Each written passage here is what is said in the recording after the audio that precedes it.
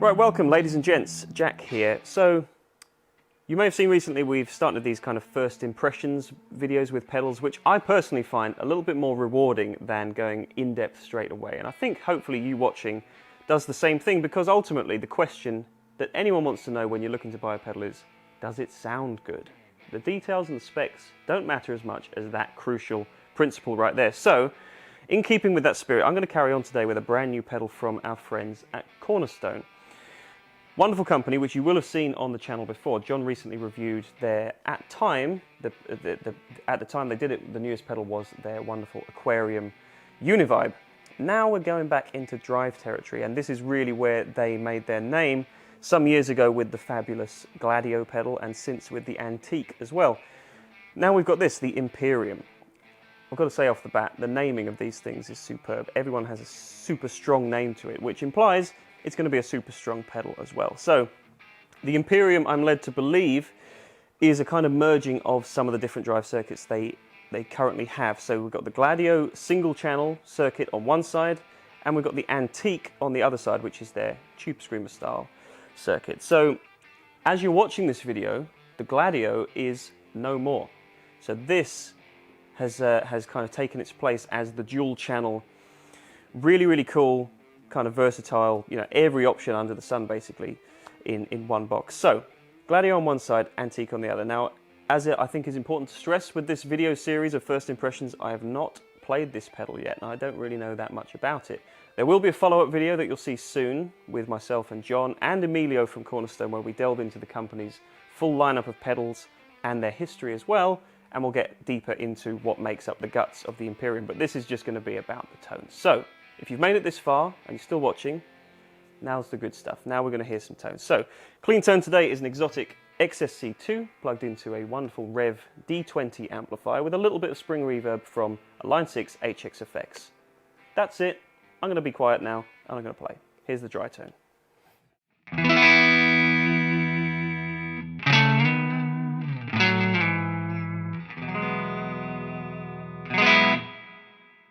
Let's start with the Gladio side. Here we go.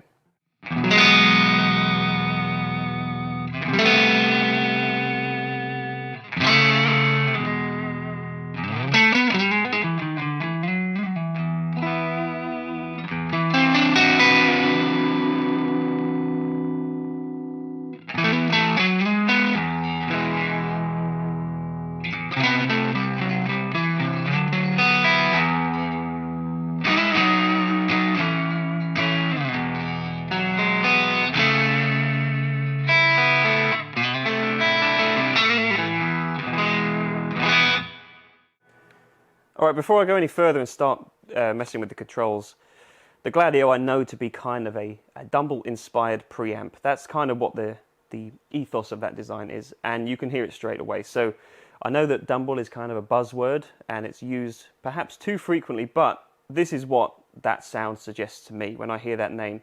It's really fat, it's really articulate, and I'm not using a lot of gain, and I'm also not yet using the clean blend that you have on tap here to get even more detail and articulation out of this thing. Not a lot of volume either, and the tone is halfway. Now there's also a comp switch which I'll sort of toggle in and out and we can hear what that does. But I think the thing to emphasize here is more so than the range of tones that this has, I want to talk about the feel that it has, because that's always the hardest thing to actually convey. So straight away, it's plummy, it's fat, it's lovely. I will turn the gain up a little bit as I play, but let's just explore that lower gain range a little bit, and I'm going to play with the volume and show you how dynamic that can be too.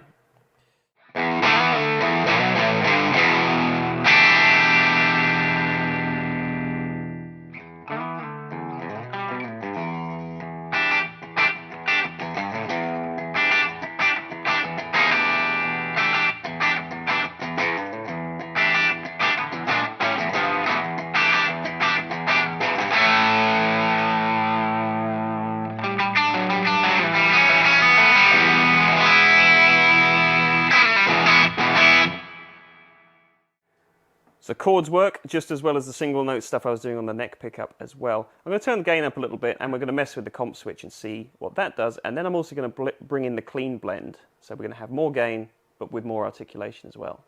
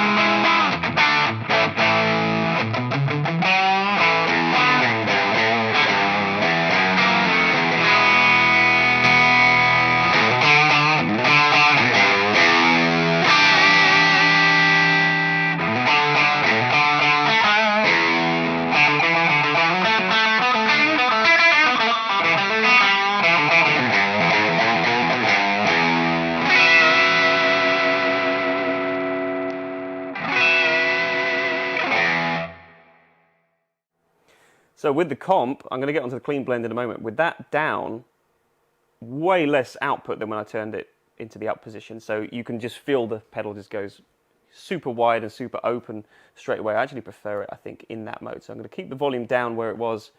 Let's play around with the clean now.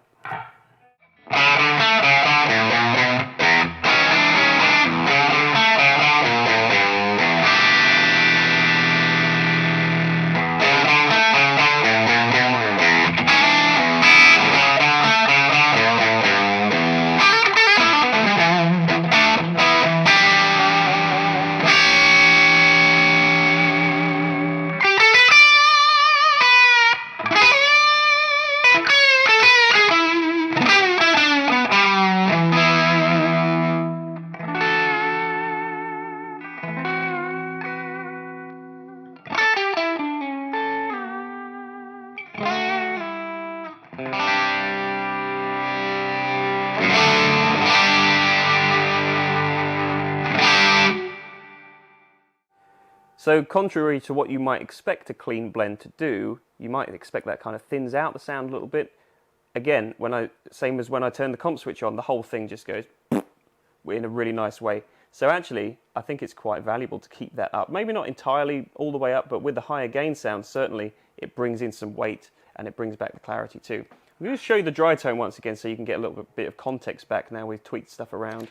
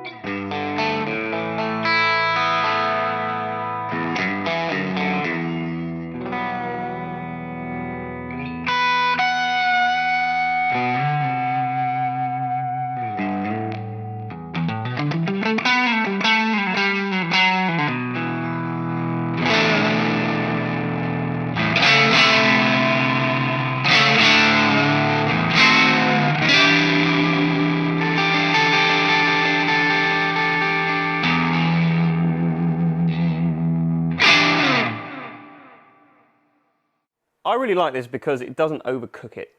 Some Dumble-inspired pedals that I've played before just have way too much gain, way too much saturation, and I'm told that this is kind of based largely on the whole Robin Ford side of the Dumble sound, and of course Dumble is a myriad of different tones that were created for different players, and that's kind of the lane that they chose to go with for this. And you can totally hear that, whether it's the neck pickup or the bridge pickup. You've got a lot of detail, and it just sounds like a cranked up valve amplifier. I think that's the whole purpose, and not a whole lot of pedals actually intend to do that. I like that that is what they intend to do here. Let's move on to the other side, and rather than just using this foot switch, I was shown something rather cool. Even if you have one side already active on this pedal, you can jump over to the other side without having to turn that side off, just by holding the soft touch foot switch here. So you can see, even using that foot switch, I jumped over to the other channel.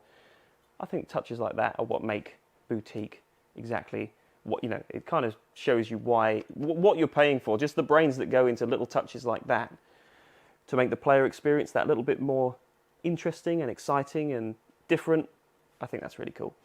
So we're on side B now. Now the Antique you may already be familiar with. Again, we featured it in videos before. It's kind of a TS style pedal. Now of course that's something that a lot of people will be familiar with already. So let's see what the take on it is here. I have not actually played really with this pedal before, at least not with any kind of sense of detail like this. So I'm going to leave the controls where they are. I'm going to show you the dry tone and then we're going to get into it.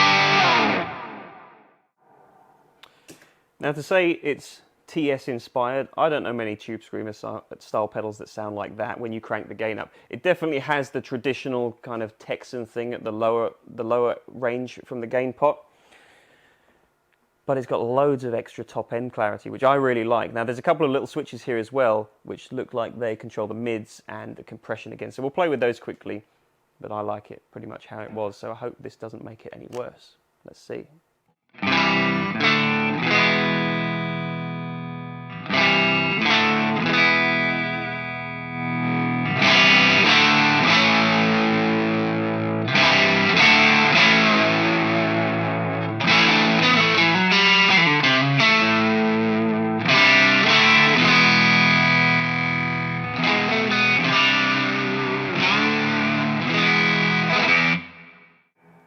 Okay, so I hear the comp, what that's doing straight away, same as it did with the Gladio channel.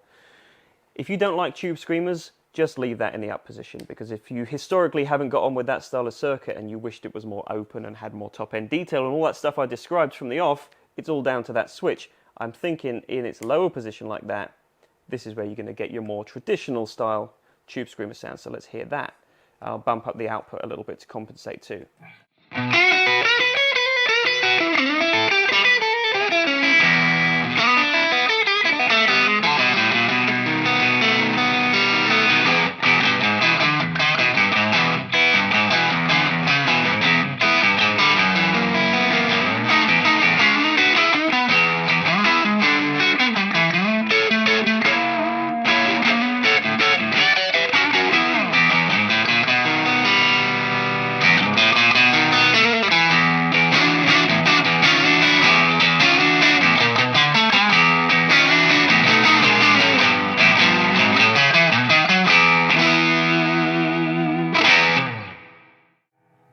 Yeah, you can hear exactly what I was saying there with the comp switch. That really brings it, I'm not going to say brings it to life, because it still sounds fantastic even in the down position, but it's totally different. It sounds very much like that traditional TS sound, and when you put that up, it kind of transforms it into something new.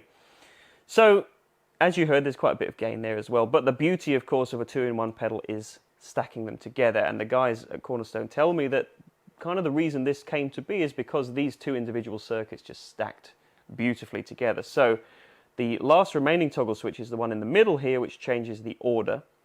So let's try it with the antique side, rather counterintuitively to how it's laid out here, but I want to put the Tube Screamer into this preamp. So we're going to go, which way are we going to go? This one, A into G. Okay, so the Tube Screamer is going to be hitting this preamp. So I'm going to turn this Tube Screamer off, and we're just going to go with the Gladio side first. Turn the gain down a bit too.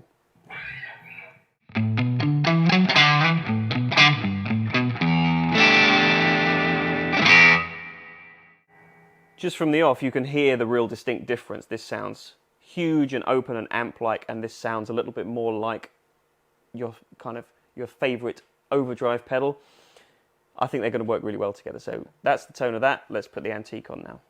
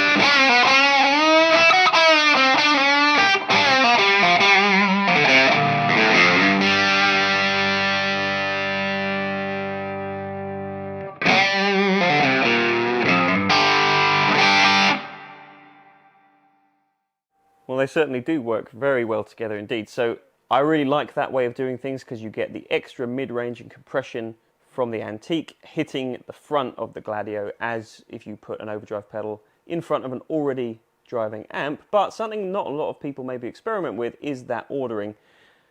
And you don't have to experiment, you just have to flick a switch. So let's see what the other way round does to the tone at this slightly lower gain range as well I want to hit, because I think that's where you're going to hear the detail a little bit better.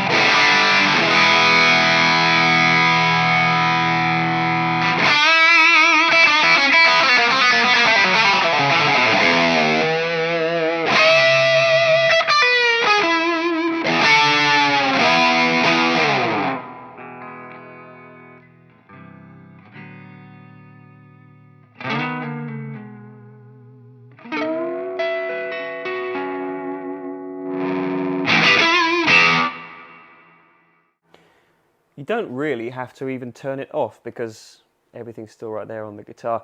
So hopefully you'll have been able to hear clearly the differences between the two stacking options. I think actually, which I didn't quite expect, but having played it now, the Gladio into the Antique, you just get way more of a focused sound. So if you're playing lead a lot, I kind of prefer that because you have the extra controls on the tubes, on the, not Tube Screamer, on the Antique side here with the compression and the mid-range. You can kind of funnel the sound in a little bit of a different way, in a bit more of a controlled way. So, first impressions really, I suppose that's kind of the aim of this video, and I knew this was going to be good. I didn't quite expect it to be as detailed as it is right here. And like I say, there's going to be a follow-up video where John and I and Emilio really go deep into the innards of this thing and talk about kind of, you know, the man who designed it, what he wanted to achieve with this dual circuit. But to me, it's a very, very usable pedal. Really, really great frequency response because it's not trying to do too much. I think that's kind of the crucial thing with a lot of drive pedals. They try and do too much. This does exactly what it wants to do extremely well. And hopefully, if that's what you're looking for, this is now going to be contender number 1. And you can find out even more information about it, not only in the follow-up video, which you'll see very soon, but also by clicking the link in the description below and heading to our website. All the info will be there, and you'll be able to pick one up for yourself. What else is there to say? Not much from me, but I'd like to hear from you. Let me know your thoughts about the new Imperium down in the comments below. Like I say, you can pick one up for yourself from our website, linked below as well. Stay tuned for video part 2, but thank you for joining me on part 1 here with these first impressions. I hope you've enjoyed it. Thanks for watching. I'll see you soon. Bye-bye.